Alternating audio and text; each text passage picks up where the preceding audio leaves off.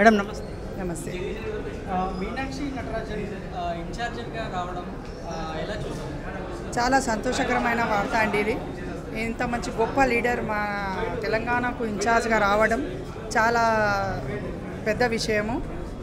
సీదా సాదా నాయకురాలు ఇప్పటి వరకు మేము చూడలేదు. మా సర్వీస్ మేము ఎన్ని రోజుల నుంచి కాంగ్రెస్ పార్టీలో 20 సంవత్సరాల నుంచి మేము ఉన్నాము, కానీ ఇంత సీదా సాదా ఒక నాయకురాలుగా మేము ఎప్పుడు చూడలే.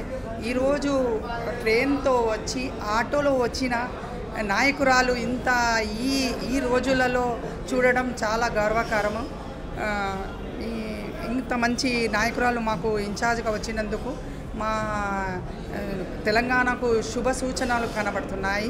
మాకు గొప్ప నాయకురాలు ఒక ఇన్ఛార్జ్గా వచ్చింది. మా అందరికీ న్యాయం జరుగుతుంది, ప్రజలకు న్యాయం జరుగుతుంది. పార్టీలో మాకు బలపరచడం వంటి విషయాలు. ఈరోజు మీటింగ్ ఉంది గాంధీ భవన్లో, మేమందరం వచ్చినాము, ఆమెను కలిసినాము. చాలా గొప్ప విషయము. సీదా సాది దీదీ ఉంది ఆమె, మా నాయకురాలు.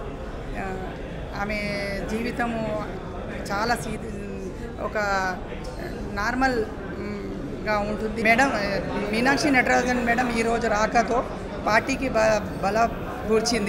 బలపరిచింది. ఇంకా అపోజిషన్ పార్టీ వాళ్ళకు ఈరోజు నిద్ర రావటం కష్టం. మేడం ఎలాంటి కార్యక్రమాలు చేపడుతుందనేసి అనుకుంటున్నారు ఈ మీనాక్షి గారి రాకతో? ఈరోజు మీటింగే దాని గురించి అవుతుంది. మన సీఎం రేవంత్ రెడ్డి గారు ఉన్నారు, మా పిసిసి ప్రెసిడెంట్ ఉన్నారు, అనేక మంది ఎమ్మెల్యేస్ వచ్చిర్రు. వాళ్ళంతతో మీటింగ్ అయిపోయిన తర్వాత మీడియాతో మాట్లాడతారు. మేడం ఎస్ఎల్బిసి ఘటన ఎలా చూడొచ్చు దీన్ని? గత 10 సంవత్సరాలలో అక్కడ పట్టించుకోకుండా గత ప్రభుత్వం ఇప్పుడు వచ్చేసి అనవసరమైన డ్రామాలు గోలా చేయడం ఏంటిది, అనవసరమైన పరిస్థితులను లేపడం.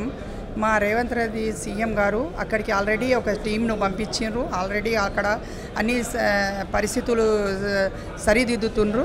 అయినా కూడా అనవసరమైన గోల చేస్తుండ్రు, అక్కడ ఒక డ్రామాగా క్రియేట్ చేస్తుండ్రు హరీష్ రావు గారు.